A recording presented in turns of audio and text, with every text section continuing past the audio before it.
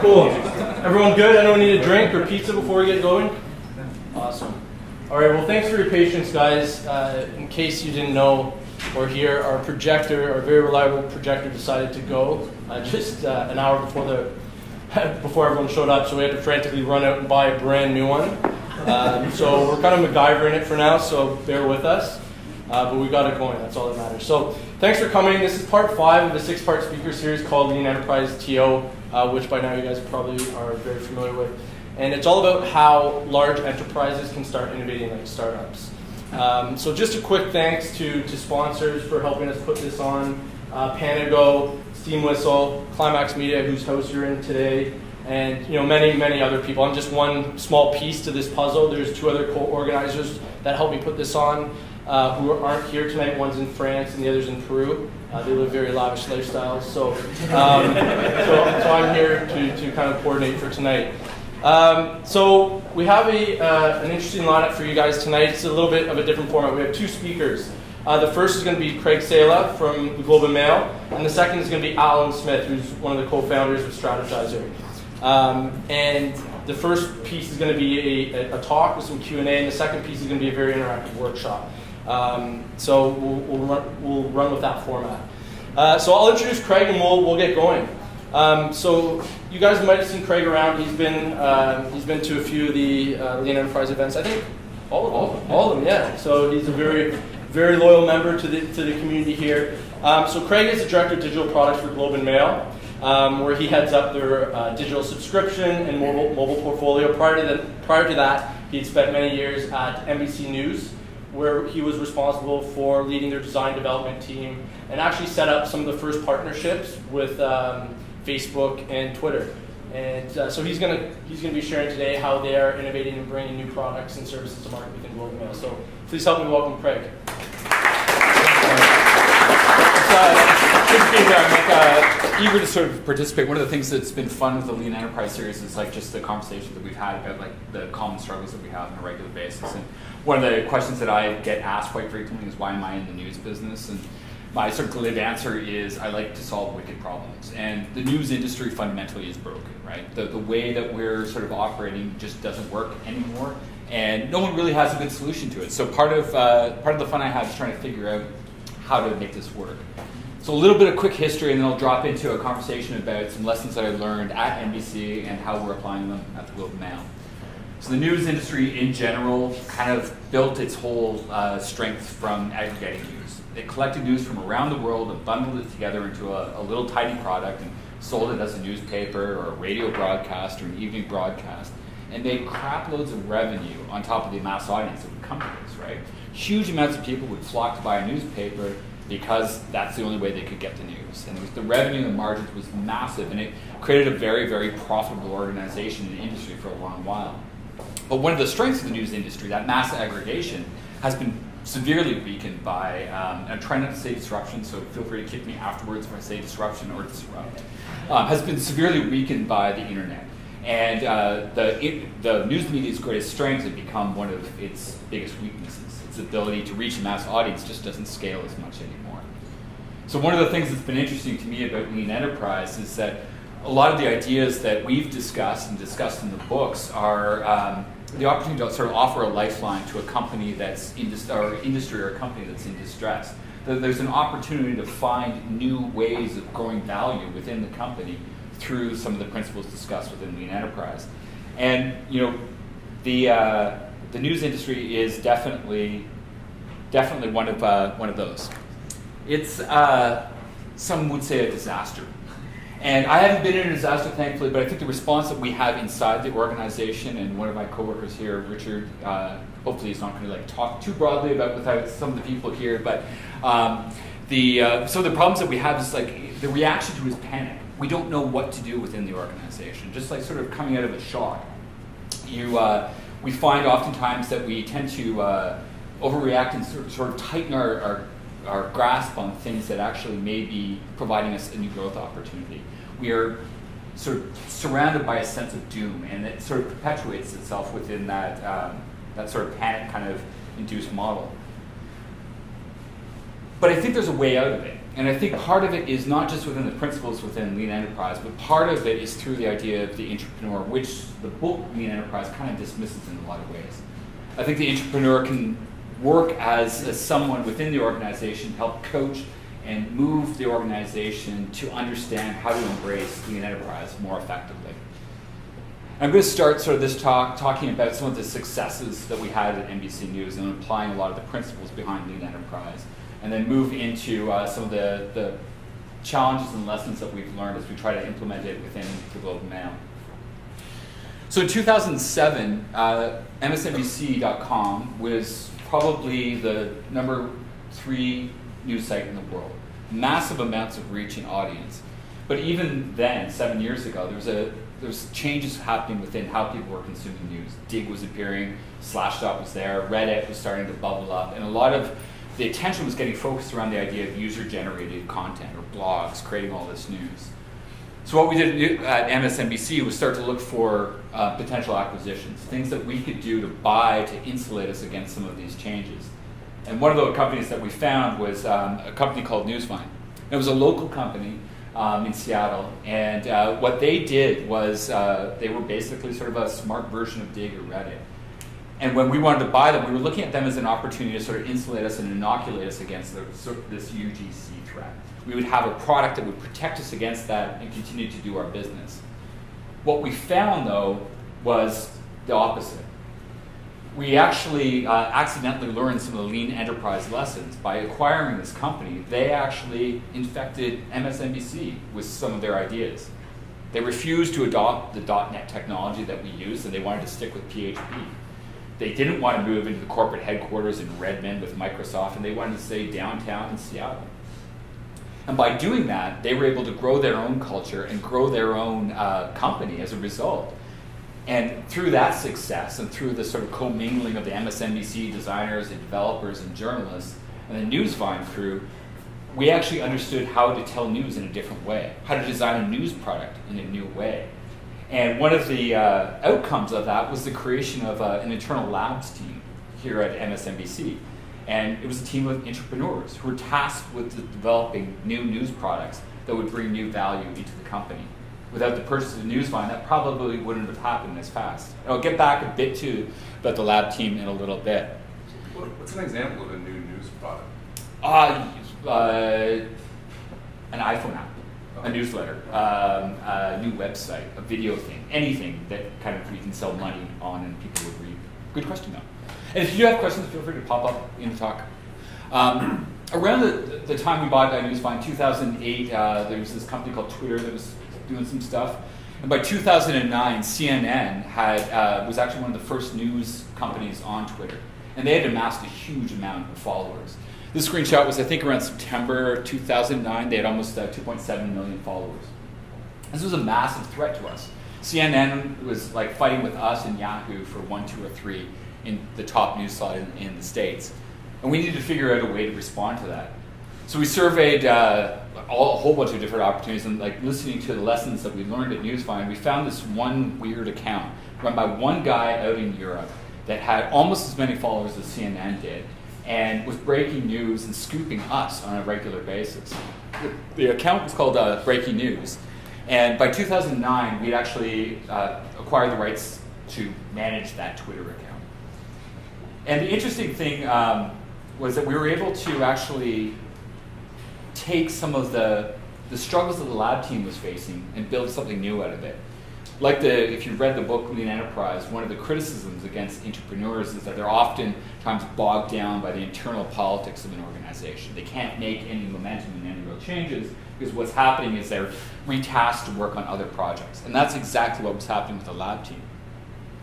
What happened with Breaking News, though, was a new opportunity. All of a sudden, they were given a product that didn't really have definition. It didn't really have any real scope. There was no site to speak of. It was just a Twitter account.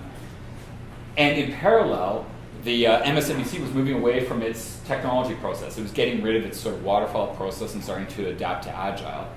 And the traffic codes that MSNBC used to build up its entire audience was stopping. MSN had redesigned and reduced the number of the pages.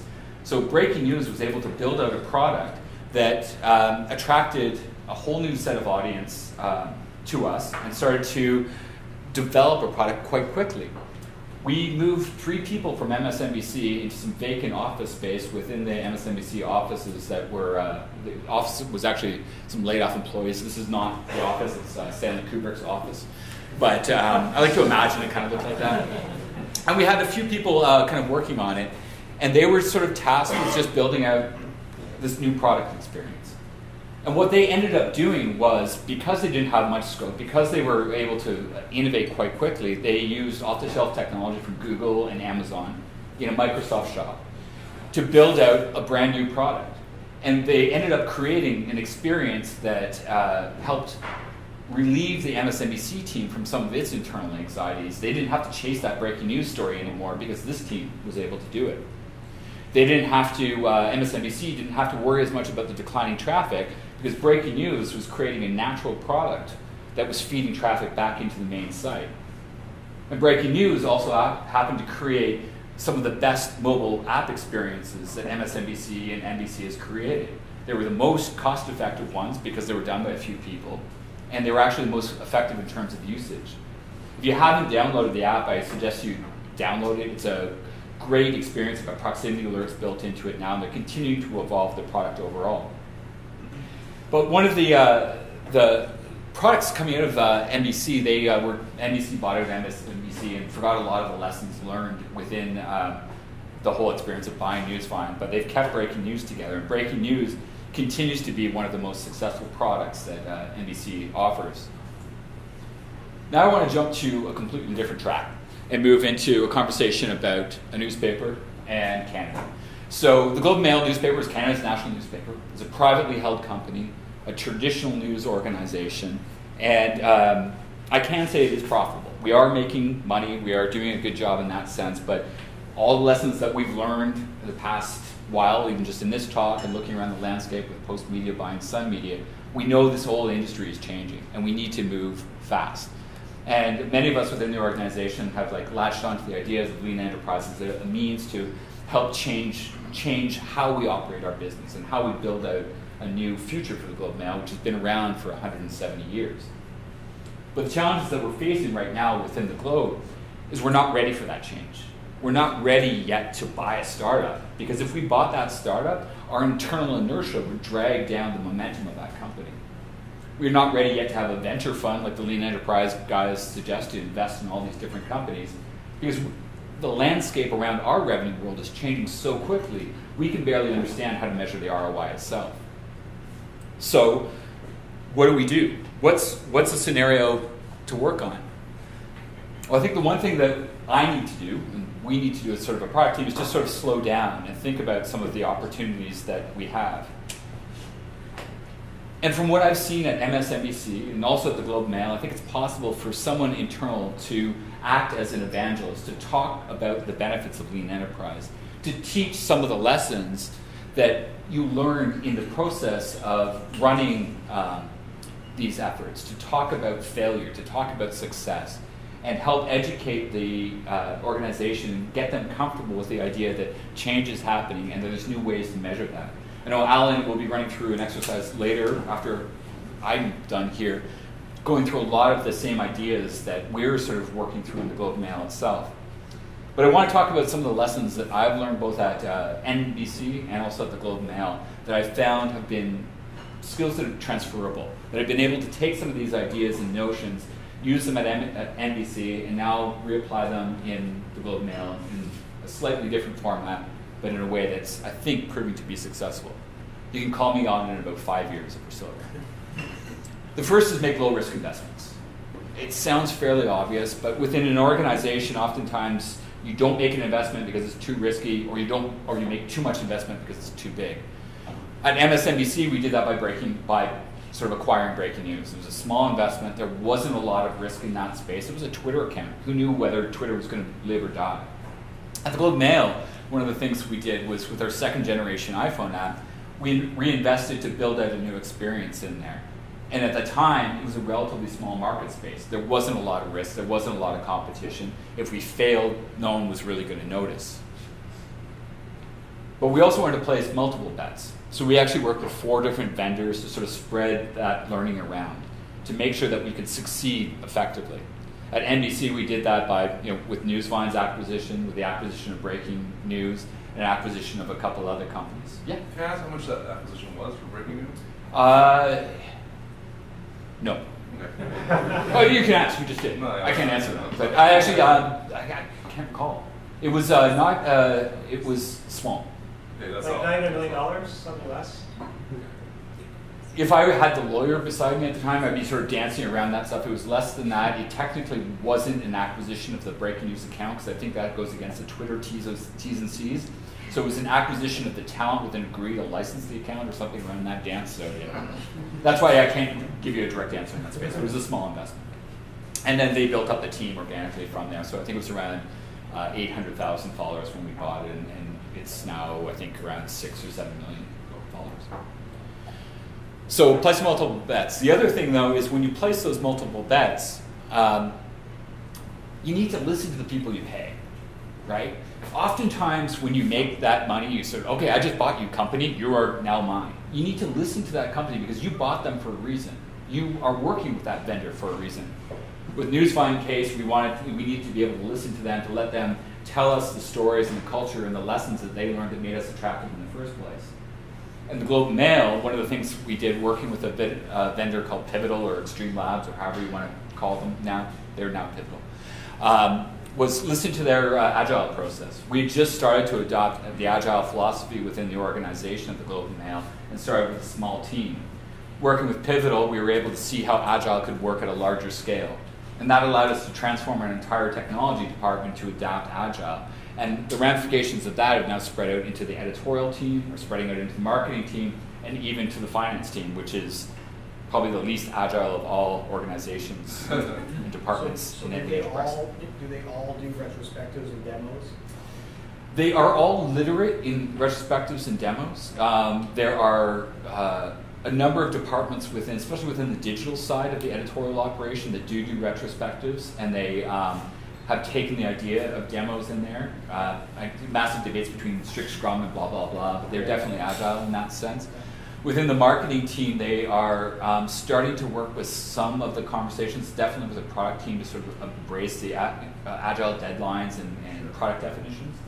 On the finance side, it's slower, but what they've done is started to compress their asks, and I'll talk about it in a bit, compress their asks down from like sort of give me a budget for a year to let's look at a quarter or a month and measure the results in that area. So they're all involved in sprint planning, or they all have deliverables for sprints? Yeah. So with our the way that our product team is set up, we have digital executive leadership, and they pick 4 things, 4 stickies to sort of work on.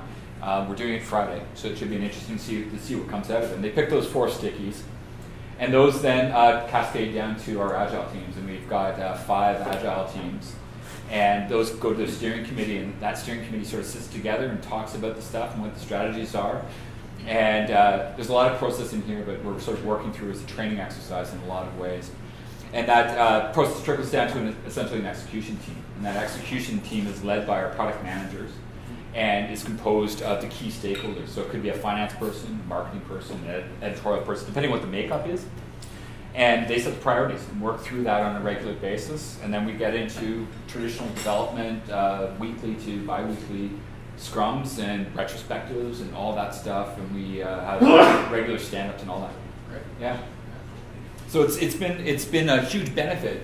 A lot of the stuff that Agile was doing has helped, Pivotal was doing, has helped show us the ways to improve and change on a regular basis. But the other thing is, and this is a big thing for me, is don't pay too much money. There is a big tendency within enterprise that protect the budget you have. If you get approval for a budget, spend it all. Take as much as you can because you're never going to see it again. And I think that's a dangerous philosophy. In a lot of ways, you're overeating and you're not necessarily knowing what you want to build out of it. So what we've done at the Globe and Mail, as I was sort of talking about a bit with the finance team, is we've secured along with our regular capital projects, a small sort of acceleration fund we dubbed it. And over the past couple of years, Richard and I and a few others have been starting to build out this acceleration fund to come up with an idea to limit the scope of the ask. So the idea would be, spend $20,000, $30,000 a month at the very most to limit the revenue dreams that we have. We're not going to build a solution that's going to generate $10 million right away. But it also insulates the development team from falling too fast. It gives them a bit of a cushion. With a smaller spend, it also puts a higher onus on and accountability to the product team to actually measure that result. When you're not spending a lot of money, it's a lot easier to track how each dollar is being spent, where you're seeing the return, where you're seeing the value on that. And that goes back to the steering teams and those executional teams to report on a regular dashboard. That's built up enough confidence with our finance group that we can now actually show a return on a monthly or quarterly basis, which has enabled them to continue to fund this concept of an acceleration fund over the past 3 years. As we as a product team get more and more successful at doing this and showing the results and measuring the returns, we'll get to that point where they talk about it in the Lean Enterprise book, where we can actually say, let's get a venture fund. Let's get $250,000 and actually invest it in some real startups that are out there, because we know how to measure the return. Finance can trust that the product team and the whole organization can actually find real value there and deliver on that. The fifth thing is experimentation. It's just a simple science. We in the product world and the digital world like to throw around, especially at the Globe, I've got this great idea for this experiment. I'm just going to throw it out there. And typically what's happened is you have an idea for an experiment, you build something out, you throw it out there, and you forget it. So 5, 6 years later, you're left with this dead product that no one cares about except that one sales rep who continues to sell ads against it. And you have no idea what success and failure looks like. So we've developed a simple formula, and it's not that hard. It's like, come up with a 140-character long hypothesis. If it's longer than that, then you're probably not even worth testing. Use some pirate metrics, which are, what is the acquisition, what is the activation rate, what's retention and referral, and what's the revenue, and define what your success criteria looks like, and also define what your failure criteria looks like. So next week, we're actually kicking off a product design kind of experiment lab that's time-boxed by 2 weeks to actually run through this process on a regular basis. The expectation is we'll have some ideas around here. We know what success looks like. We know what failure looks like. We know what kind of looks like. So when we get those results after 2 weeks, we know how to respond as an organization. So we can take those results, and if we see a grand slam, we can turn them into a real product idea. If we see a failure, great, that's a failure. We knew it met the conditions on there, what lessons did we learn, and move on. That moves to the sixth point, which is one of the more interesting ones and surprising ones for me as I sort of thought about this a bit more, is they embrace the unintended consequences. In a lot of areas, you know what success looks like, you know what failure looks like, but you may accidentally see something that you didn't expect come out of that. You launched a successful product on the website, but you started to see people using it on your iPad. What does that mean? What does that tell you? News Vine was through the culture change and breaking news turning into a whole new organization. Globe Mail, we've seen a number of different experiments where we've sort of launched it out there, the new ad product or a new editorial product, that's changed the way, say, the editorial operation actually tells stories, measures success. Those are unintended, but they have the ability, if you can identify them and work with them, to transform the entire organization. And the final step is just repeat. Repeat what you're doing. Learn from your mistakes and do it over again. Look at all these sort of lessons and repeat them again. It's that process of repetition that helps build up sort of the muscle strength and the confidence with the organization that there's a degree of consistency, that you're actually moving to a direction that is meaningful and has real value. So at the end of the day, I think the news organizations and news companies, like all companies, if we learn to be able to embrace a lot of these Lean Enterprise principles, able to build up a portfolio of successful and profitable products or companies built on successful and failed experiments, we will be able to take a business and grow it into the next century, grow it for the next 170 years. Now, a lot of the stuff that Alan's going to be talking about in the next little bit is around the value proposition design. And it's these ideas that the companies that really want to grow and expand into the next century need to embrace fully. And newspapers, I think can do it. I think that might be the answer to the wicked problem. So I'll let you know, as I said, in 5 years if we're still around, and call me up on it. So thank you very much for your time.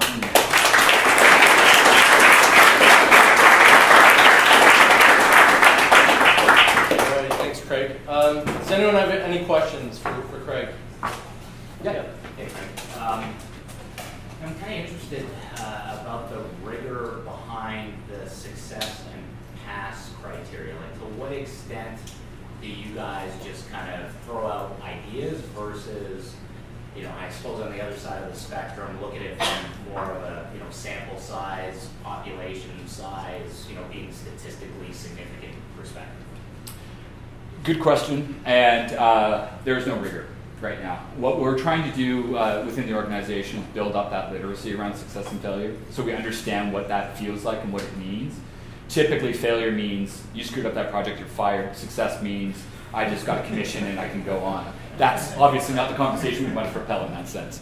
So what a lot of us are doing is sitting around, and just came out of like a 3-hour meeting today talking about exactly that. How do we do an A/B test? How do we do a multivariate test? What does it mean if we identify this segment to run this test and they get this result? How does that change the business going forward? So over the coming year, I expect to be able to answer that question with a bit more confidence. Don't you do that already on the landing pages and things like that? It's like A/B test, multivariate, like. We do some unlimited areas. So we'll do, we have robust A/B tests for our subscription flows. Yeah. We have, that's probably the area that we're doing the biggest tests, but we actually want to move a bit smaller, a bit more tactically, looking at elements on the page, looking at related stories that we're Just presenting. trying to get that knowledge base into other areas. Email marketing campaigns and stuff like that. A lot of the stuff that, you know, traditional startups or marketing campaigns have embraced as a regular basis, we haven't yet picked up as native. Any other questions for you now? How do you guys keep track of all this stuff? So if you're running more than one test at a time, or, you know, like you said, those success criteria, how do you guys just keep track of what you're doing? We're starting to develop a series of dashboards. So we have like spreadsheets that are sort of shared on a common basis, usually using Excel. We track tests in Omniture quite heavily, so we are fairly, or Adobe Analytics, we use that fairly aggressively to measure and sort of set up criteria and build out reports. Optimizely, visual revenue and parse it all have a whole bunch of different metrics that we set up and sort of look at pass-fail criteria. Crux and some other tools we use in that space. But mainly it's still a very manual process. Can you give a good example of a non-digital A/B test? Yeah, actually, in the screenshot that a non-digital A/B test. So one of the things that we sometimes do is look at different wraps or different newspaper wraps around that space to see how the response is. We'll look at delivering. We look at mainly delivery times in some areas. A lot of our print side is still very much based on the industrial process. So that's very, like, as I was saying to some people, like the Daily Miracle. We just produce the paper, follow the process, and at the end of the day, we spit it in newspaper. So it's not that refined, but we are doing a lot of campaigns in terms of win-back campaigns and retention campaigns with our users. So it's not necessarily innovating on the product itself, but more on the customer and campaign management area for the print side of this. If I can add to that, newspapers used to do, like you could direct mailers would often buy space in that. And direct mail was the first people to really do a lot of A/B testing. They would run one campaign, one campaign. And that was all very measurable in terms of somebody would come in from one to another. So it's a Another example would be we have a Strategyzer magazine. So we ran that as a one-off through a sponsorship, and we saw a good uptake from our readership and our advertisers. So we tried out a whole bunch of different samples and experiments there. Richard can actually talk a bit more about that later. Fine. And subscriber retention, A/B testing around that when people call in to cancel, trying to present them different offers to see how can we, you know, what offers actually somebody who calls in to cancel their subscription, what type of offer might actually get them to say, oh, okay, well, just keep sending it. Exactly. Yeah. Any other questions? All right, thanks a lot, and that's me. So feel free to stay in touch and ask any follow-ups that you might have. And you'll be sticking around? I will, definitely. If anyone wants to come back up? Most definitely. Cool. All right, thanks, Craig. That was awesome.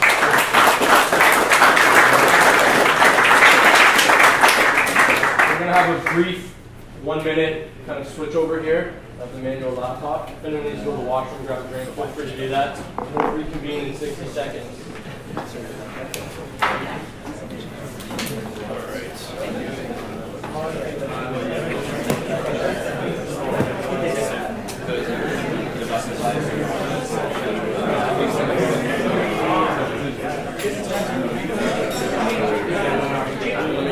The speakers.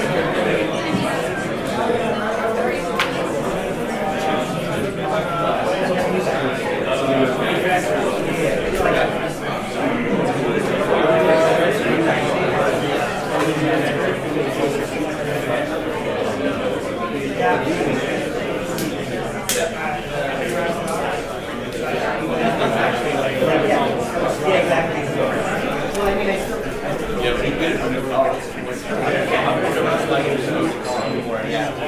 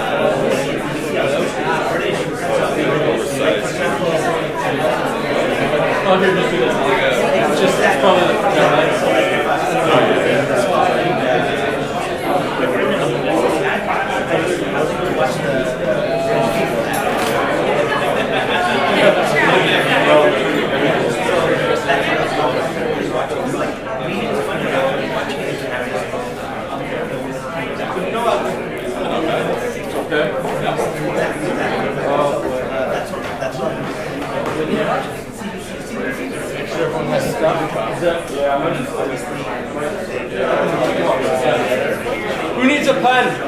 Everyone has a marker?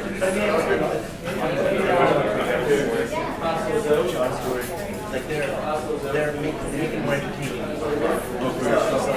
Everyone has sticky notes too? Grab one and pass them around. Yeah, exactly.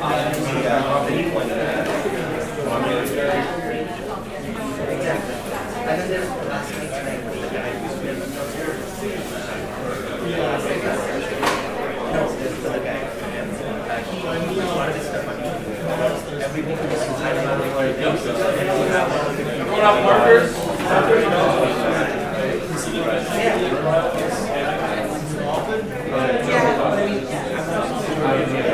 Anyone else?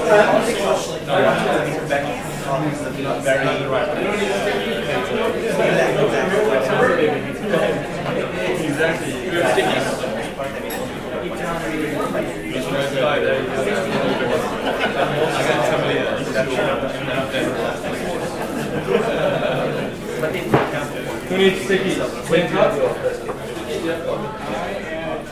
You get over on stage.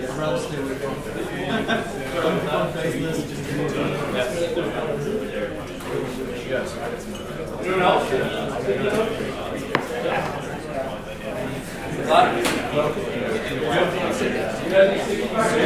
Alan? I have a question. I put you on LinkedIn a while ago, and I'm curious as to how you went from being a designer to putting it out. I get it, it's kind of like, I can't tell who put this together exactly, but I'm assuming you were kind of a fountainhead or a filter of some sort. How'd you go from, and I understand like the visual language and it has a huge part to it, and that was a huge one of yours. How'd you move from just kind of being a designer? So I guess this can act as my introduction. pretty good question. Yeah, go ahead. Do you want me to just start? Do you want to say anything? Well, all I wanted to say was I forgot one thing. We're giving away a few Lean Enterprise books. I think Alan is going to be giving away some books as well. So actually, I'm going to give them to Corey to give away, but he's going to figure out what the criteria are. This book is very special. This is the new book, Value Proposition Design, which is not actually out yet. This is not actually value proposition design. In the corner you can read, this is the ultra limited influencer prototype. So this one it's actually 10% smaller than the real thing, so it's not as big, but equally awesome. The first little bit's in color and the rest is in black and white. So what we're holding here, these 3 books, represents about 1% of all of these that were ever created. So they're very, very limited. And if value proposition does as well as business model generation did, where there's about 100,000 books out there, to get one of these is pretty special. So you're really going to have to make friends with Corey somehow. Cool. Thanks, Alan. I love you, Corey. Yes. Thank you very much, Lee. So on top of this, we have a secondary prize, which is a Lean Enterprise book. You don't need that. So yeah, you don't really need that, but people have been winning it, and you don't even realize that you've been winning already. So we're picking 2 winners. The books are actually in transit, so I will have to get them to you. But if you want to win it, just use the hashtag LeanEnterpriseTO. And the first winner is Victoria Hoffman. Victoria, are you still here? Okay, I will get in contact with you, and I'll get you the book. So yeah, continue to tweet LeanEnterpriseTO. At the end of Alan's talk, we'll give away the second book, and we'll also give away the 3 of these as well. So continue to tweet. Use LeanEnterpriseTO. Any hashtag you want to use? Yeah, VP Design. Hashtag VP Design. Hashtag VP Design. All right, cool. All right, so we've kind of gotten underway. I'll just give a brief introduction. For those who don't know Alan Smith, Alan is the co-founder of Strategyzer, which is essentially a toolbox for helping you innovate new business models. I'll leave it at that for now. I'm sure Alan can do a much better description. Alan was the kind of main designer behind business model generation, which is, to me, a staple for anyone in business. If you haven't read it, go pick it up. And he is now the co-founder of the Value Proposition Canvas, which is obviously now turned into a book called Value Proposition Design, which is going to be launched next week. This on the back is this bad value proposition design. No. Good value proposition. That's the book. That's the book. Cool. All right. So without further ado, I'll let Alan take it away from here. Thanks. So there was a question up front, which is that some of you know that in sort of a previous lifetime, as a designer, I went to design school. I'm not really a trained business person. I'm going to tell you about business today. So if you want to run for the door, go for it. But how did I move from one space to the other? And I think it's, I was always sort of in between the two. I never really had a job. I always started projects and was just interested in building ideas into things that would sort of run on their own. And what I was really missing from that, from my skill set, was not being able to make stuff that people were interested in. It was being able to build a business engine behind it. So I got connected with Alex Osterwalder before business model generation. Actually, here in Toronto, I went to one of his workshops, kind of like this one. And on his blog, he was writing about writing a book. And he said, it'd be cool if it could be visual. It could be cool if it was something not just for business people. And I said, okay, well, I think we could make that book, but you're going to need my help. And like a crazy person, he believed me. And then we went on to make the book, and it turned out pretty well. And we were really, really happy with it. And that was the beginning of a sort of long exchange that we've had in our partnership. It's been nice. So since then, we founded Strategyzer, the company, where we've tried to infuse very, very practical business, like not the jargon, because again, I'm not business trained, I can't deal with that. There's very, very practical ideas that you can sort of like learn pretty quick and start to apply pretty quick that take a long time to master. It's not, no silver bullets here. But that idea of something you can take, very quickly apply, and see an impact in your business, and then over time master it and learn the process. So today we're here to talk about some of the ideas from value proposition design, which is the sequel to this book, Business Model Generation, that Corey was talking about a minute ago. And like I mentioned, there's Strategyzer.com over there. There's a bunch of stuff on there, including our web app, which helps you do some of the stuff that we're going to do on paper on the computer. There's lots of reasons why that's good. I'm not going to bother with any of those today. We'll focus on some of the ideas in here. So I think somebody earlier on actually said the idea of search and execution. It was probably Craig, because he was the only one speaking. But this idea of sort of searching for interesting business ideas. And within Steve Blank's methodology, and who read 4 Steps to the Epiphany? Who knows the idea of customer development? Okay, so who knows the Lean Startup? So Lean Startup comes sort of secondhand from Steve Blank. Steve Blank was Eric Ries's professor. And Eric Ries was able to take sort of Steve's ideas in customer development and make them much more palatable, essentially, and simplified. So Steve and Eric both sort of say that, young companies, you're over here, right, when you start out. And even a young idea or something that's just starting out, a new venture within an existing organization, is always here. You're searching for the right business model and you're searching for the right value proposition. And then over time, you sort of, go through this process of design and testing, and everything starts out really messy and it's crazy and it's a big mess. And then over time, you start to figure some things out, and there's less potential business models. And then in the end, you've got a big business and you're executing on it already, and you're looking at spreadsheets and you're running things in a traditional way. What we're going to talk about is this space mostly over here, because there's other books on this, and to be honest, none of us run $100 million companies, and even if we do, we're more interested in doing the next piece, right? Building that new venture.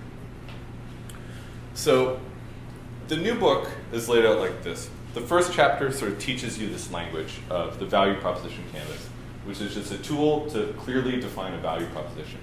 This is something that didn't actually exist before, believe it or not. Just like before business model generation, there was no shared language for what a business model is. I say one thing, you think another thing, right? So it's, what's the business model? And then you get this weird answer that doesn't really mean anything. Then the second chapter is really about this design aspect of you're in a room and you're working on something. How do you do it, right? Other than just talking to the people around you. What are some of the design activities you can do to come up with a great idea? And then the testing of that idea. You leave the room, right? How do you know what's working and what's not? What do you test? And then at the end, there's not really much about this. There's maybe like 10 pages in the book about sort of evolving over time. And so once you've got that success, how do you hold on to that success and continue to evolve it? We don't talk about that very much. Most of what we're going to talk about is here. So we're going to do these 3 things very briefly. I'll teach you the value proposition canvas. We'll try to design something, and then we'll try to design a test. We're not going to do anything about evolving. So the first part, value proposition canvas. Let's get some context before looking at the other pieces. So who knows the business model canvas already? Okay, who doesn't know the business model canvas already? Okay, cool. So about half and half, I think it was. So this is the business model canvas, and essentially what it does is tells a story of how you create, deliver, capture value for your organization. And Business Model Generation, the book, sort of helped make this idea popular. There's these 9 building blocks. So how does the business model canvas tell that story? How does this work? And I'll just show you 1 minute, 20-second video that describes it faster and clearer than I can.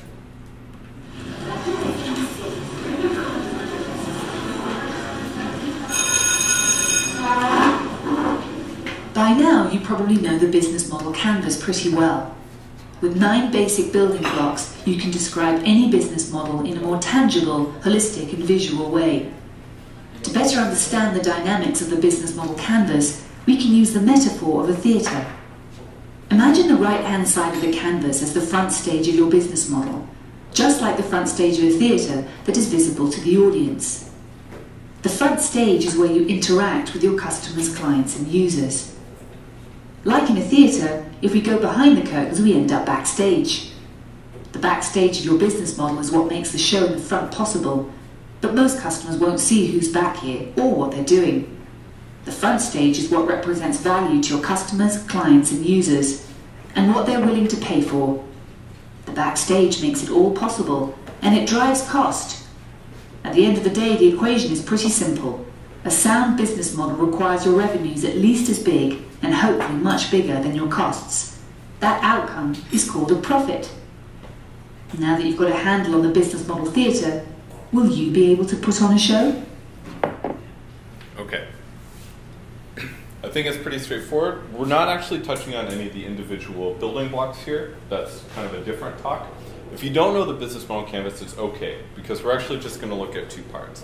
You need to know the big piece, but we're just going to zoom in a little bit. So the first thing that we learned from the first book, essentially, was that more appropriate than business plans is using models, essentially, and changing those models over time. Business planning is a great idea, but actually running a business plan and saying, okay, we're going to write down exactly what we're going to do. We're going to call our shot, and then we're going to close our eyes, and we're going to start walking out into traffic like this and hope that nothing happens, right? It never really works out that way. It's always much, much messier.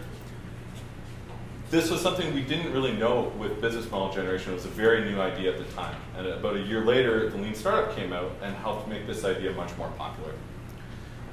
The second learning was that when you can speak the same language, and when I say business model and he says business model, and then we're talking about the same thing, and we're using the same tool to describe the same problem for our same organization, things happen a lot easier. Things just tend to work. So in terms of working across an organization, working with people in different silos, having the shared language of the business model canvas or the value proposition canvas is a very useful thing. And then something that we found out afterwards too was that there's a lot of things that paper doesn't do very well, so we made this software, which is still very much a work in progress and we're still very much developing. So I would not even try to sell you on this at this moment. So let's zoom in. Like I said, we're not going to talk much about the business model canvas, but in the center, in the middle of the stage, is the value proposition. This is why people come to you, essentially. And then there's the people. Who are these people? What customers are you actually targeting? Who do you serve? And one of the things that we realized after making the first book was that people had a hard time describing these things. A lot of people would be able to sketch out interesting business models, but there was a huge gap between here and here. This person was not interested in this thing. This thing was very poorly defined. They didn't know what this person was interested in, right? So we figured we should probably try to solve that. That sounds like an interesting problem. So just to sort of show you what that looks like, another very quick video. It's 1 minute and 40 seconds this time. Hey, I've got a great idea for a business. That's exciting. Tell me about it. I've developed a chemical isomer that links to volatile organic compounds causing carbon bonds to rupture and wraps them in a nanotube coating. Huh. That's a little confusing. Can you dumb it down for me? Sure. What I do is I take a proprietary isomer that I developed with a picric acid wash that hollows out the carbon bonds and replaces them with a nanotube wrapping. Okay, so I guess it's pretty technical. Oh yeah. I've been working on this isomer for 9 years. So what's the business idea? To sell it. To who? Everybody will want one. What for? So they can wrap their volatile organic compounds in carbon nanotubes. I think you might need a target customer. I don't think I need to wrap my compounds in your nanotube. Well, maybe not you. So, for people who buy it, what's the value you are providing them? I've developed a chemical isomer that links to volatile organic compounds causing carbon bonds to rupture and wraps them in a nanotube coating. You've said that already.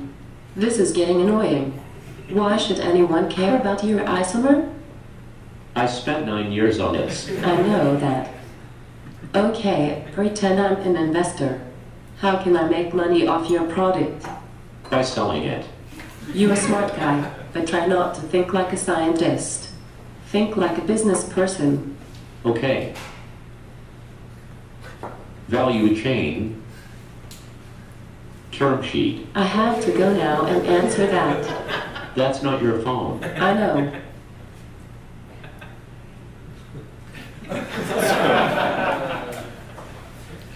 I'm sure you've had this conversation with some entrepreneur or an entrepreneur, someone at an organization that had this, great technology, and they're just like, this is going to be amazing because it's great technology, right? It wasn't a value proposition. Technologies aren't value propositions. And this really rookie mistake a lot of non-business people make, but a lot of business people also make. So what the heck is a value proposition anyway? The way we're defining it is that it describes the benefits customers can expect from a bundle of products and services. So it could be one thing, could be a few all put together. It depends on how you're shaping the value proposition. But it's essentially what customers can expect. If I'm going to buy this, what do I get? So let's put ourselves in the customer's shoes for a minute and just look at some of those pieces. So first, the customer profile. Does anybody know about the jobs to be done methodology? Have you guys heard of this before? Craig knows, and one other guy in the back. Okay, 3 people here know, 4. Now more hands are coming out. So this is like such a great idea. I absolutely love the jobs to be done thing. So if you get nothing else from this talk, you get one Google recommendation from me, which is to go watch this video called "Why Would You Hire a Milkshake?" And so it's on YouTube. Why would you hire a milkshake? It describes the jobs to be done concept very quickly in like 4 minutes and 20 seconds.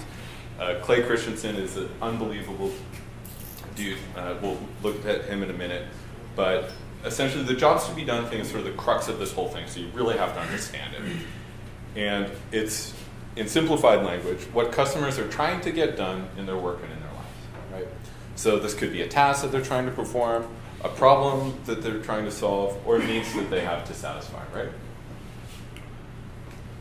Same thing. What a customer is trying to get done. So Clay says that this is really amazing because when you understand what the customer is trying to do, the solution becomes much more obvious.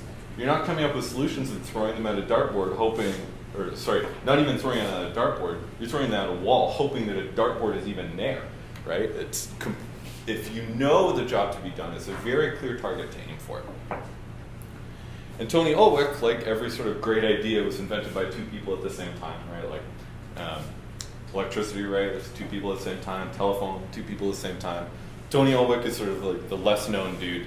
And he agrees that if you focus on what customers are trying to get done, you can get to really interesting value propositions pretty quickly. So we'll look at an example really, really quickly. So what are the jobs to be done of a potential Tesla buyer? So I'm going to get some help here from Corey. Corey, come on over here.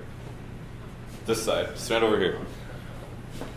So Corey is a potential Tesla buyer. You can cheat. This is going to be easy. You're just going to read from the board. Standing by you? Yeah. Yeah. So just take a look. So what are the jobs to be done of a potential Tesla buyer? So imagine this. There's Corey right here in the middle. We're going to look at Corey's jobs for a minute. So let's assume that Corey's not a degenerate and he's actually an upper class male with 100K income, right? It's a stretch. Just use your imagination. You guys are smart. So Corey, tell me about some of these jobs that you have to do. All right. Well, I have a long commute to work in the morning. You know, I want to be different than others. I want to convey an image of being successful. I want to be in sync with my own personal values. I occasionally have to take a long trip, see family, and I want to be personally mobile as well. Okay, great. So Corey, you know, I know that you have pains when you're trying to do these jobs. You're trying to get it done, and there's just things that are in your way. And so, what are some of the bad outcomes, risks, obstacles, or anything related to the customer jobs? Tell me about those. Well, I don't have a big bank account. That's a big pain, I guess. Okay. So there's no the infrastructure is not there. There's a lack of charging stations. There's obviously you know, personal, I guess, liability and security issues within the vehicle. Getting kind of mocked at because of being an early adopter. You drive an electric car? That's right. No space for all my kids. I've got 7 kids now. Yeah. You know, I basically want to try to buy it before the price drops and not look like an idiot. You know, lots of things, Alan. Lots of things. Okay, good. And so there's going to be some things that you're looking for. You know, describe more or less the expected benefits you as the customer are seeking when you're going to buy this Tesla. All right, lots of benefits. The design, it performs like a sports car. It's got an awesome in-screen GPS or kind of tablet GPS system in there, brand recognition. Well, this is stuff you want, right? Yes. You recognize that. Okay. That's right. Yeah, high safety ratings, self-driving, all that sort of stuff. Okay, cool. All right, so this is Corey, and this is, you know, his jobs, pains associated with the Tesla specifically, and gains that he's looking for from the Tesla specifically. There's actually a guy back there who has just bought a Tesla. He would have been in a perfect. Oh, okay. Next time we'll find. So actually, the Tesla owner can come up with the second part here. So actually, we just organized the what really matters to people. So the first you can look at, well, what are all the pains, and then say, okay, what are the biggest pains? I sort of skipped by it, but I think if we go back, it's going to make me click them all again. So well, let's try. Oh, actually, no, it's okay.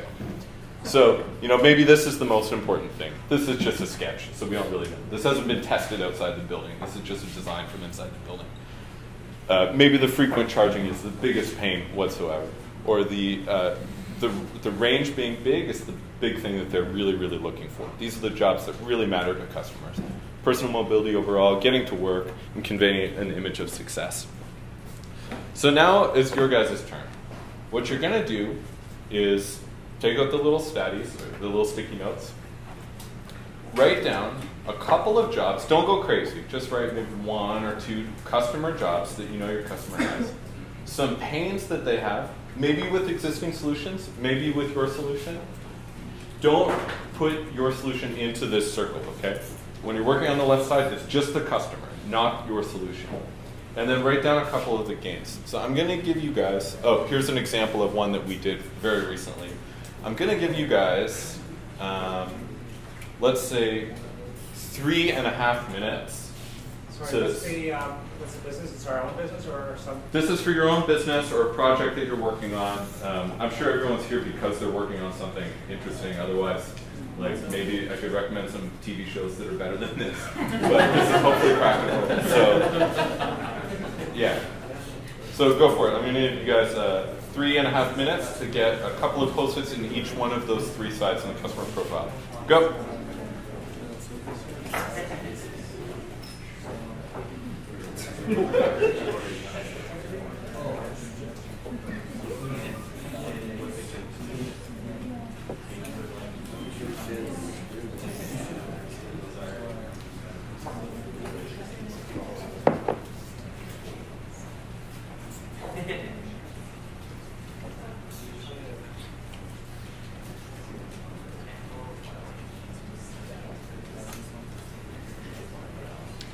Yeah, sure.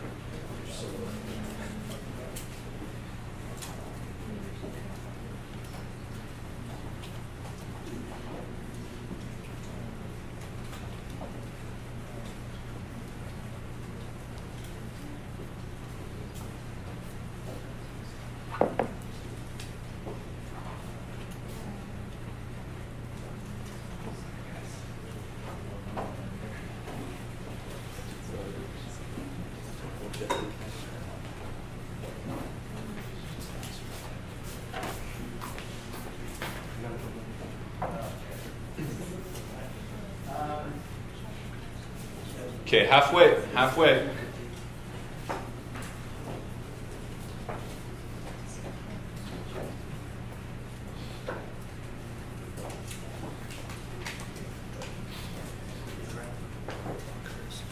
Yeah.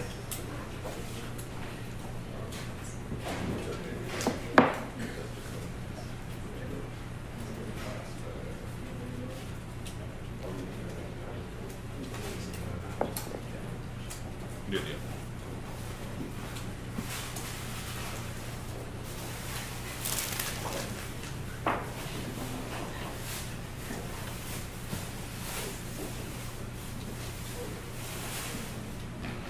Okay, so everybody got one posted in each block?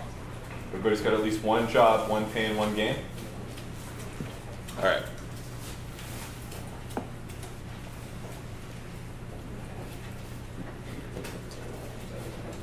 Did anybody accidentally put parts of their solution into the profile? Good, we got some pros here. So we're going to go over to the other side now, which is to look at the value map. So now you know what a customer is trying to get done, some of the things they really hate, and what they're really looking for when they're trying to get that done, what success looks like. So it's going to be pretty easy to build a value map. So the first quadrant here is a list of all the products and services a value proposition is built around. Could also be a feature, right? You can go to the level of a feature if you really like.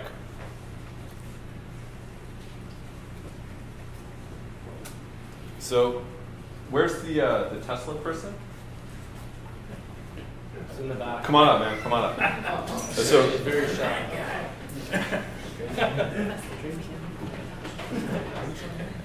So Corey, we need you here. We need you to assume your original position over here as a potential Tesla buyer.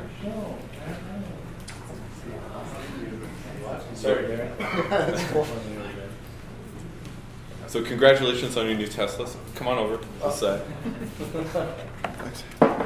So what you're going to do is, now this is perfect because you're a new Tesla owner. You're going to tell Corey why the Tesla is so amazing, and it's going to, relieve his pains, create the gains that he's looking for, and do the jobs that he wants done.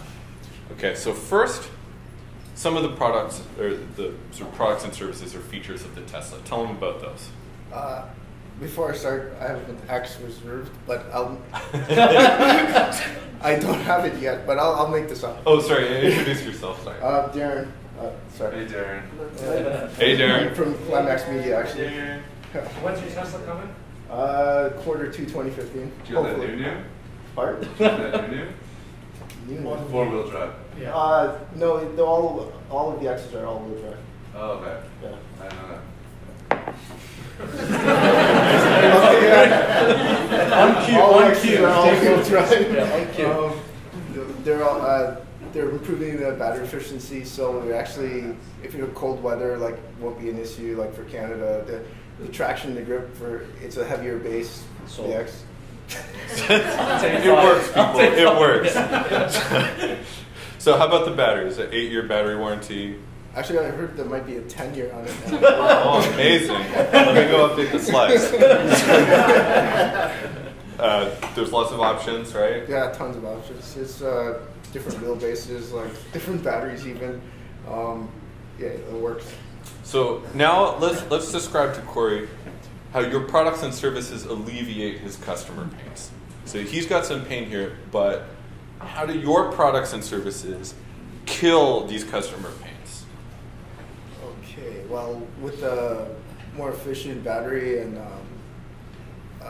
quicker charging, like the superchargers for like home outlets. You don't have to worry about like charging stations. You won't worry about like the battery dying on you quickly. I don't know about the laughed at part, but there's not a lack of space because there's no engine. So you got 5+2 seats here, right? Actually, yeah, I think it's more in the X, but yeah. I'm gonna have to update the slides a second time. Yeah, plenty of space. There's no engine in the front or back, so you've got lots of storage, lots of space inside for a huge family. Excellent. So Corey's 7 kids is going to be no problem. 5+2. Oh, you need to get in the car too. So the roof. That's what the trunk's for. Like they have those reverse seats in the trunk. Should add this here. So then, tell us about some of these other things here.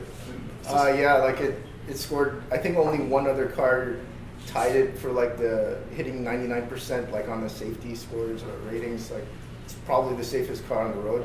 Even with the 3 fires they had that were slow burning, no one was even at risk of being in. He bought one, remember? So tell him the truth. It's not worried.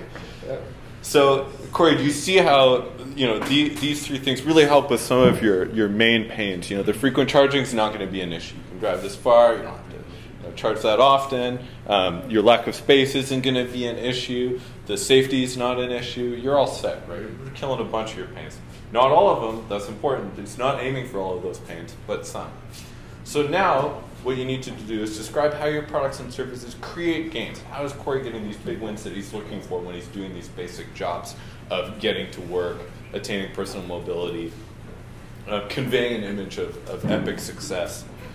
So tell us about that for a minute. Well, the styling on the Teslas is right up there with all the other luxury models. So there it is, the focus on design and style. What about the performance? Yeah, well, if you're getting a D, it's 0 to 16.3. If you're getting a standard or an X, you're getting sports car performance from like a crossover utility vehicle. You won't lack for power. You got that nice 17-inch touchscreen in there, which is actually like on an island floating in the X, not flush like the S, but beautiful. So that was great. So we could see how these connect exactly to what the customer is looking for on the other side. There's a very clear mesh, right? The arrow straight across. This is very much addressing one of the gains. Darren's talking about something that's going to fit something that Corey's looking for exactly. They're speaking the same language. Everything that Darren's saying, you're sold, right, Corey? It's 100%. So, all right. Thanks, guys. That was excellent. That was really good. Let's give them a little. So, when that happens, when 9 times out of 10, Corey's sold. He's very much interested in this product. You have something called fit. So, if everything Darren was saying was just complete, that doesn't apply to me at all, you don't have fit. So, early products. This is what you're looking for, are you addressing the essential customer gains, are you addressing the extreme customer pains, and that leads to the fit. And obviously Tesla's found that with their very, very fast growing product and business. So we were actually talking about this earlier, Craig and I, that some of their different projects are going through these different stages of fit, right? So the first one would be before they even built a single Tesla, right? How did they know that this was a problem that customers actually had? So that first part is just figuring out, okay, well, I've got this good-looking customer profile, and I've got a pretty good-looking, exactly like what we just saw here. Darren or Daryl, sorry.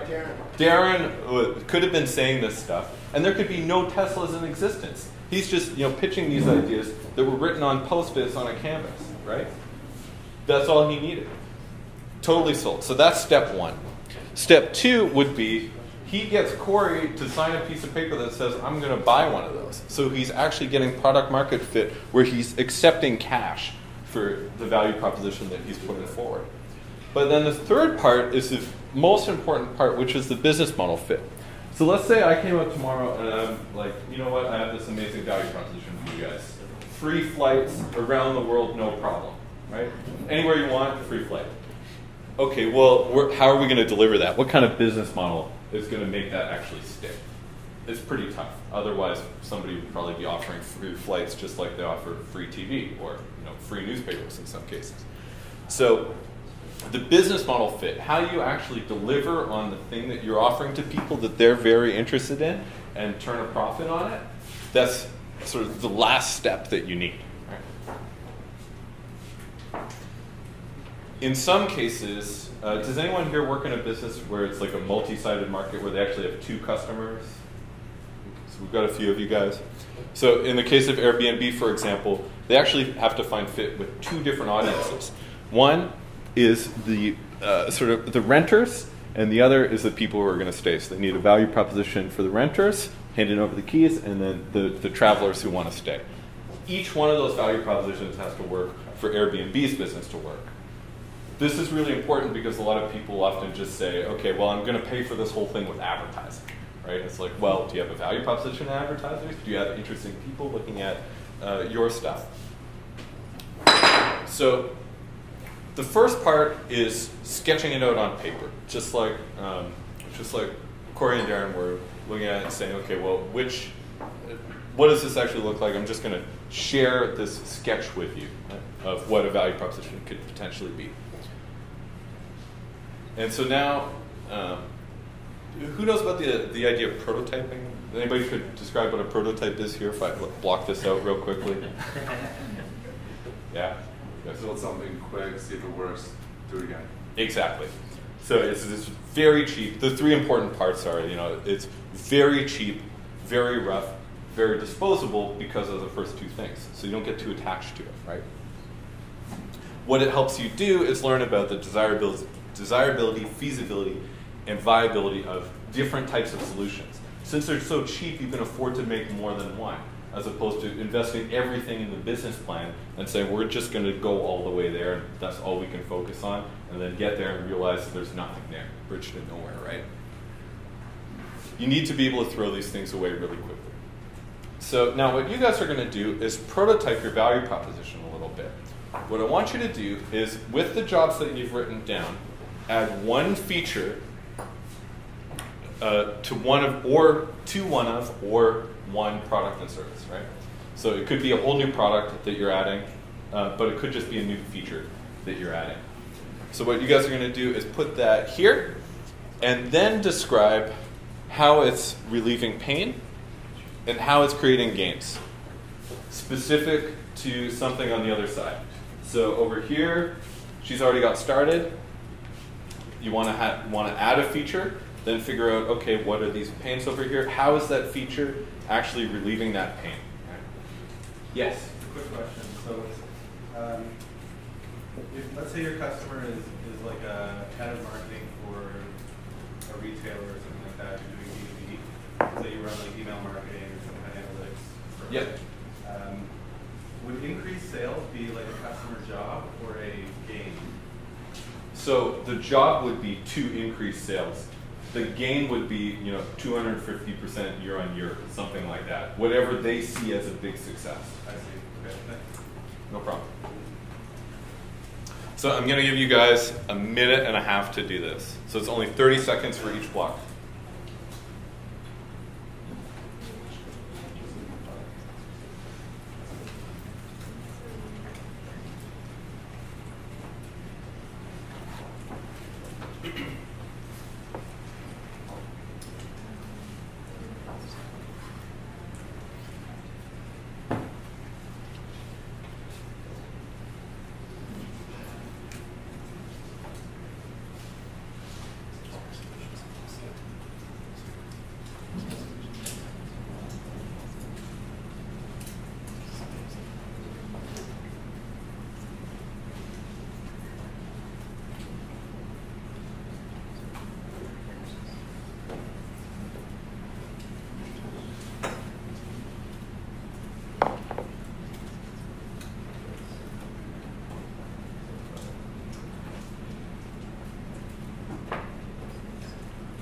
$20 seconds left.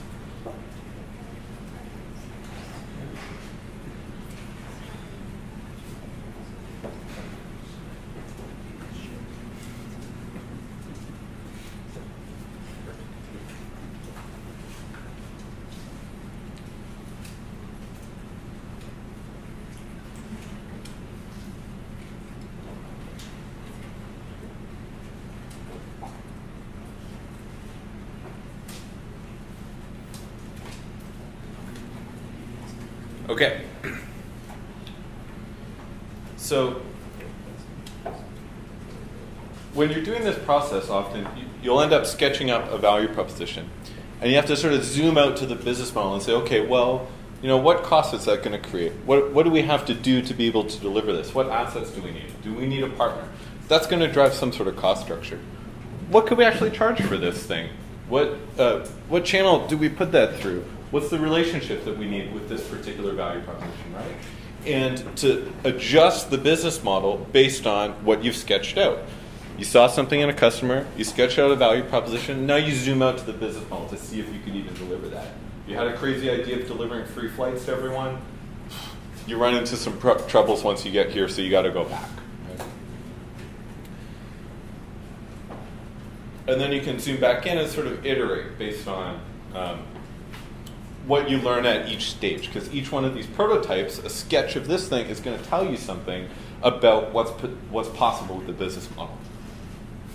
A really simple way to look at this, and a way of simplifying it and sharing it with others, is that the value proposition is really helping you create value for your customer. The business model canvas is helping you create value for your business. You need to do both of these things, right? So you've done all your crazy post-it note exercises, you worked really hard, now you need to get outside of the building. That's what Steve Blank always says. It's like, you've got to get outside of the building. And I'm going to give you guys these little test cards. So take some of those, hand them around.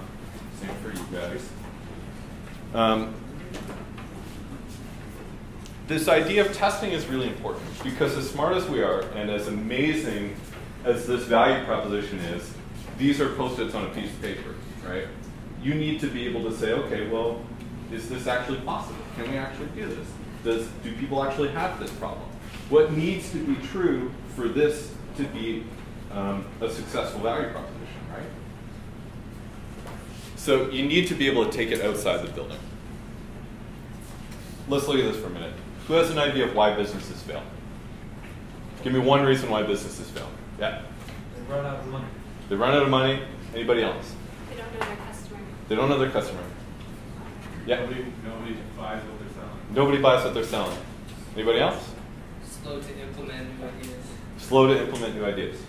No one knows what they're selling. Nobody knows what they're selling. Sure. Anybody else? Not solving a real problem. Not solving a real problem. There's the winner right there. So the number one reason why startups fail, and this actually works for entrepreneurship as well. We're at the Lean Startup or the Lean Enterprise event. It's the same problem. Whenever you're working on a new venture, whether it be in a startup context or with inside of a big company, the number one reason startups fail is because they're building something nobody wants. There's some other problems here, like hiring poorly, lack of focus, failure to execute on sales and marketing. Like somebody said, people don't know what you're building. But the number one, remember, building something that nobody wants. Competition was nowhere on that list. So, like we were saying a minute ago, these things look really great on paper, but in the end, each one of these things, sorry, I'm going to steal yours again. Each one of these things is just a hypothesis. It's saying, yeah, I think this would be a really great feature. And yeah, I'm pretty sure that this is a real job that customers have. Well, how do you know, right? Like, do you have any evidence to support this fact, or did we just write it on a Post-it? So now we'll bet our entire future on it, right? So we need to treat these things as hypotheses, as loose, and as things that need to be proven.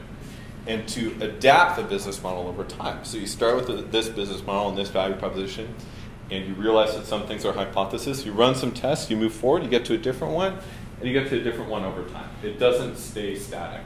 It's not like in the old business plan days where we can just say, this is where we're going to go, and we think that that's going to work out.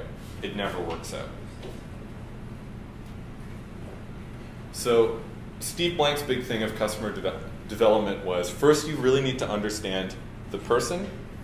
This is customer discovery. So this is really just testing that circle, the right-hand side of what you guys are holding right now. And then the second side is customer validation. Okay, well, you've got some sort of value proposition to them. are they interested in buying it, right? Can you validate that this is like really valuable? And then the rest of sort of really scaling up the marketing and scaling up the organization, that's a different job. So this is the last part of the presentation.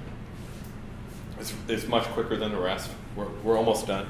If you need to call home and tell the kids to make their own dinner, go ahead, I understand. So what do we test? First, testing the circle, right? We want to provide some sort of evidence of what customers actually care about before we decide on how we're going to help them out.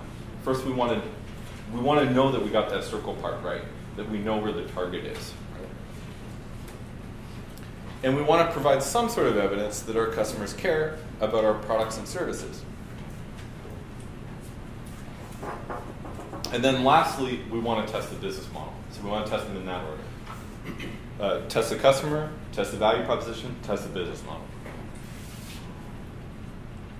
So it kind of looks like this, where you do your Post-it note stuff inside the building, and you pull out hypothesis. You say, well, for this Post-it to actually work, it's based on this hypothesis. We believe that we can actually build this feature.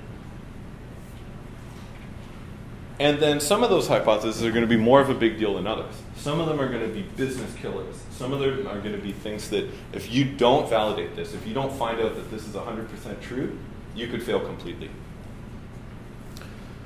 So then you want to design a test. So you want to start picking the ones at the top of the list and designing some sort of test for this. And this is what you're holding right now on the test card. So, oh, actually we've got one on screen here in a minute. Then you want to prioritize the test by which ones make the most sense to do first, run them, and then capture some sort of learning. This is what Craig was talking about a minute ago, and why I was so interested in how they actually capture this stuff. So what we realized was when we looked at the Lean Startup, Lean Enterprise, and a lot of the stuff that was out there on this, was that there wasn't a very clear way of designing a test that everyone could understand and be very simple and very concise. So what we came up with was this really basic sentence that helps you fill out the 4 parts of what every test is sort of made up of. So step 1 is the hypothesis, step 2 is the test, step 3 is the metric, and the criteria. So in this example, we believe that a customer segment X wants to save 5% on Y, right? To verify that, we will talk to 20 potential customers and give them a trackable link with more information. So let's say I take a bunch of you guys who are in the customer segment, I email you all a link, and then I measure how many of you guys who I talked to actually clicked on the follow-up link. While I was talking to you, you were like, yeah, that's a great idea, I love that idea, it's really good. And then afterwards, nobody clicked on the link. Well, okay, I've got something there. We were right if 50% clicked. I'm happy with 50%. That's going to be my success criteria for this. So what I want you guys to do now is to write one test yourself. So if you look at what you've got so far, what really needs to be true for this feature that you just added to work and create value? If you already know that there's a real customer job and a real customer pain, then maybe there's something over here about the actual feature. Do you know that you can actually make it? So I would I'll give you guys 1 minute to design a test really quickly right now.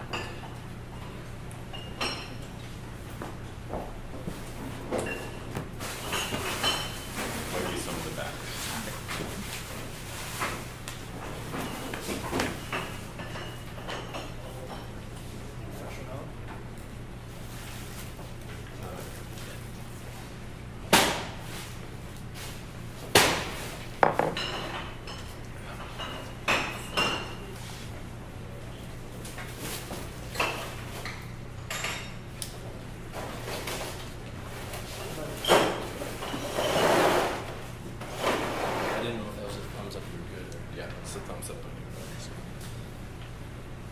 Halfway there.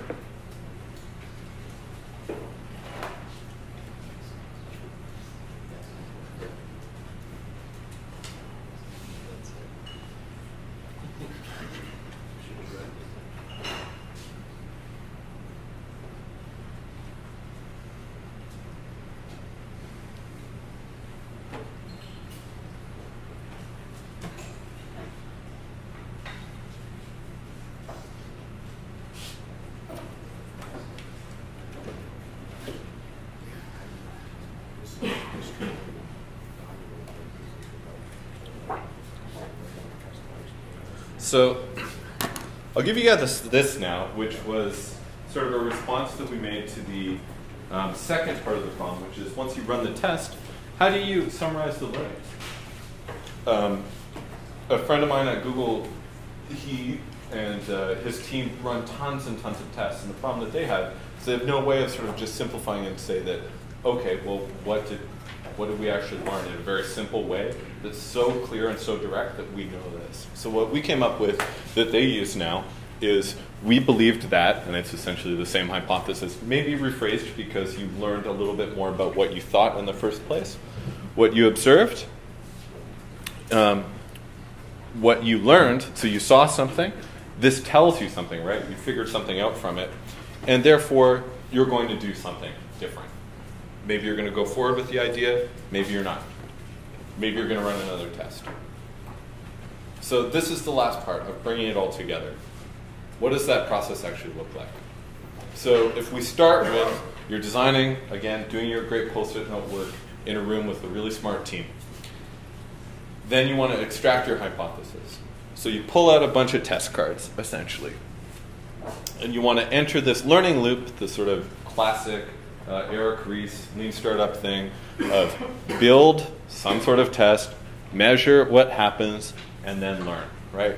So these first two parts are the test, and then the learning is the learning card. So you want to capture those learnings in next actions. If you're wrong, you're going to go back up and change your idea. If you're uncertain, if you don't have enough learning, well, then you have to keep running the test, right?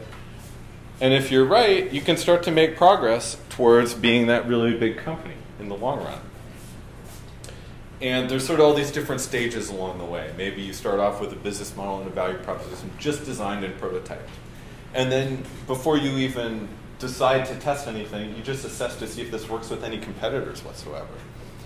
And then you sort of assume, or you validate that people actually have these problems, and this is a real customer segment, and we can decide that this is a real target that we can work towards. And you complete the customer discovery phase. And then you sort of go into this funnel where you've sort of validated the interest that people give you, that people are saying yeah, thumbs up, I'm interested in that. They click the link in my little test. Maybe I've validated a preference. Oh, they like A or they like B better. They like it black, or they like 6 or they like 6+. We learn. And then are they willing to pay? That's sort of like the next step. And then once I've got that, I've got sort of, okay, well, this value proposition works and with this specific customer segment. Lastly, after that, I validate the business model, and I can start to build a giant company and monitor it from there. It's so easy, right? so Steve Blank says he's got this sort of thermometer, right? And we realized that this combines nicely with this piece here, where sort of at the beginning, a company is not really ready to invest. And as you get a little bit further along this, from completing a first pass at the canvas, the market size and competitive analysis is done. Oh, that's a more interesting company to invest in. The problem solution validation is done. They've prototyped a low fidelity MVP. They've validated the product or the market fit. They've validated the entire right-hand side of the canvas. They know the channels, the relationship, all those parts of the business model. And they've prototyped a high fidelity MVP. That starts to go all the way over to here. And if a company's over here, it's probably too late to invest in the first place. So another way of seeing the same thing to just make it even more explicit would be that you start with the ideas that you sketch out on the business model canvas and the value proposition canvas. You get them into some sort of testing Kanban where you've got, and it doesn't have to look exactly like this, but you've got your backlog of tests to run. You're building some sort of test because usually they take a while to actually build up. You're measuring, you capture the learning, and then it's done. From this, when you can't get any insights or actions from it, it has to go back. If it's invalidated, you have to change your idea. If it's validated and you were right, you're moving forward towards building a big business, right? Again, it's so easy. So to sort of wrap up, we've got the different types of canvases, right? We've got the value proposition canvas that's very zoomed in, looking at one specific thing. We've got the business model canvas, looking at the business model of which this value proposition and customer are embedded in. And then there's sort of the environment, which is a whole other topic around the business model. This is where your competitors sit. This is where big trends are that you have to pay attention to. And this shit out here, this is totally out of your control, so you can't even do anything about it. You just have to respond to it. And then you go through this crazy squiggly thing of everything's messy and you don't know anything at first, and you're sort of jumping from one thing to another. And then as time goes on, it gets a little bit clearer, it gets a little bit clearer, and it gets a little bit clearer.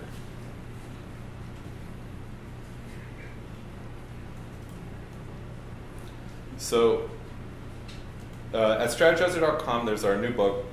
You should buy at least 100 copies, spread them around your organization, and you can tweet about it at hashtag VP Design. And I'll leave you with one more thing, which is what tends to happen. All of the work that we've done so far is a response to something that we've called blah, blah, blah, which is when you get a few smart people around a room, and one person says one thing, and then the rest of the people in the room are sort of like, huh? And then another person says another thing. And you realize you're sitting around a table and nobody's made a single mark on a single piece of paper.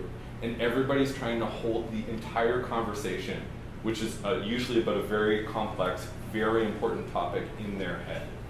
And when that happens, that's what we call blah, blah, blah. So there's this little blah, blah, blah card. I'm going to hand these out to you guys. You can take a few of them. And just try putting them in in one of your meetings next time, and let everybody, sort of say, okay, you can have one. And when you catch me, saying too much and not writing down enough and not prototyping and getting things into a format that we can all understand, an artifact and get up onto the wall, then you just hold up the card, right? This is blah blah blah, no blah blah blah. So I'll give these to you guys. Like I said, check out the book, and Corey is going to figure out how to give you the rest of the books, and I guess that's it. That was good.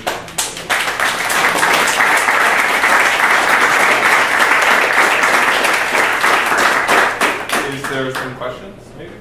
Absolutely, yeah. We have a couple minutes for some questions. Are you going to be sticking around for a couple of minutes after? Yeah, we went way overboard, so this is the first time I've given this exact presentation, so I had no idea how long it would take. So thanks to all you guys for being patient and sticking around till the end. I know I'm sort of blocking the door here, so you didn't have a choice, but... So yeah, maybe 2 quick questions, and then you're going to stick around for maybe 5 minutes. Yeah, I'll hang around. I've got some beer here, so I'll be here for this long. Yeah. Is this PowerPoint available online? Can you get it? No, but it will be. So if you pre-order a copy of the book and you forward your receipt to VPD sneak peek at Strategyzer.com, this is all on this URL. You can get into the author's webinar, which is a sort of similar talk to this, and then that'll be recorded, and you don't even have to attend. It'll just send you the link to all of this stuff. Cool. Any other questions? All right. So everything else is perfectly clear. Everyone's blown away. Okay. Questions. All right. Scott snuck it in. All right. One more question. How much real-world live fire have you guys put this against in terms of taking kind of teams that have adopted business model canvas and lean canvas and those kinds of things, and taking them through the rigor of what you're demonstrating as a tool? So I can tell you for a fact that Lean Canvas doesn't work. So from most of the companies I know who've worked with the Lean Canvas, they don't continue to use it. There's a lot of reasons for that. One of the reasons is that Ash had a really great idea when he made it, and the original business model canvas was Creative Commons. So anybody could take it and you could adapt it to your own purposes. If you worked in a specific space, or maybe you wanted to make something just for startups. What Ash did with the Lean Canvas worked okay, and it was a very interesting value proposition, but then when it comes to actually performing, it doesn't do the job, right? So it hasn't done very well. The business model canvas has been downloaded over 10 million times, and I'm assumed used by maybe 50 people since then. Right? There's a large percentage of those 10 million over 10 million who have actually used it. In terms of giant companies that have used it and set up whole teams around this kind of stuff, there's a monstrous list I can't remember, but there's Coke. So companies I know that are using both the value proposition and business model canvas right now, Coke's product team is super into it. They've set up a whole thing. GE, Colgate, 3M is a big fan, maybe because there's Post-its, I don't know. There's a really big list of that we have. Schools have adopted it. There's, I think, over 2,500 universities who have made business model generation required reading in a textbook. So it's really gone through its paces. Sorry. It's good, right? Yeah, it's crazy. And as far as like number of business models that have been created on our own platform, I can tell you it's in the hundreds of thousands. So people really, really do it a lot. In terms of being able to stick with it over time, I can tell you where people fall down, and it's just like anything, right? Like if you start working out or something on a new plan, it's when you sort of run into a stumbling block in your organization or you don't have a key piece of knowledge. So either one of those things will completely derail any one of these processes. And it takes some very strong people in an organization to push it forward and say, hey, we're going to find that piece of knowledge or we're going to break down that barrier. So those two things can very easily derail the whole process. As far as the value proposition canvas, the new book, so the new book, before sharing any of this stuff, every idea in here has been tested with over 2,000 people who have attended different workshops. We do these training workshops. And it was, a lot of the ideas were very different before people actually put their hands on them and said this didn't work, or we just saw people zoning out and standing by stuff, not using it. That was a pretty clear signal that something wasn't working. So I hope that answers the question in terms of like how much live fires have gone through. I would say a lot, enough to feel confident and like put it in a book and say that it works. For whatever it's worth, we've used it here internally for ourselves and as part of kind of our strategy toolbox for clients, for Climax clients. It's a very integral tool as well that we pull out from time to time as well. So yeah, we've seen lots of benefits and results. And so one quick story would be when we have been building Strategyzer, the first time we had our very first prototype of the value proposition canvas, we had this epic roadmap of features for Strategyzer all lined up around the business model canvas. And if I showed you that roadmap and we were to hang out and just look at it and say like what looks like a good idea here and what looks like a bad idea, you and I would probably agree that 90% of what was on there was probably a good idea. It was like all very sort of like next step, next step, next step. When we zoomed out, it was like at least a year's worth of work and maybe like $1.5 million worth of investment that we would have to make that roadmap true. When we zoomed out and we looked at the value proposition canvas, and looked at the jobs to be done, what we realized was that almost none of the features that we had planned aligned with any of the high value jobs that customers actually had. They did make sense, but they were very, very low value, right? There were some very, very low value jobs, and we saw pieces that were much higher up the chain in terms of, oh, well, if we aim for that, we'll be able to make something that people really care about versus something people maybe care about. So we scrapped that $1.5 million roadmap and started fresh after that very first time using the tool. All right. So Alan will be sticking around for some more questions. So we have some winners for the book giveaway. The first book I'm going to give away, and the last book will be the second Lean Enterprise book. And Michael from Paris has been sending me emails. So it's Click a Flicka. All right. So let's connect after. I'll give you that book. The 3 value proposition design books. The first one is Commerce Lab. Yeah. Awesome. Here you go. Round of applause, maybe? No?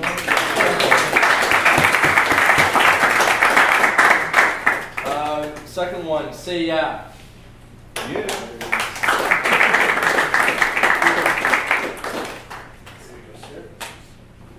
And the last one was, hold on one second, let me pull it up here. I believe it was Rohan. Rohan SJ. Awesome. All right, so that's it. Stay tuned. We're going to be having our final part 6.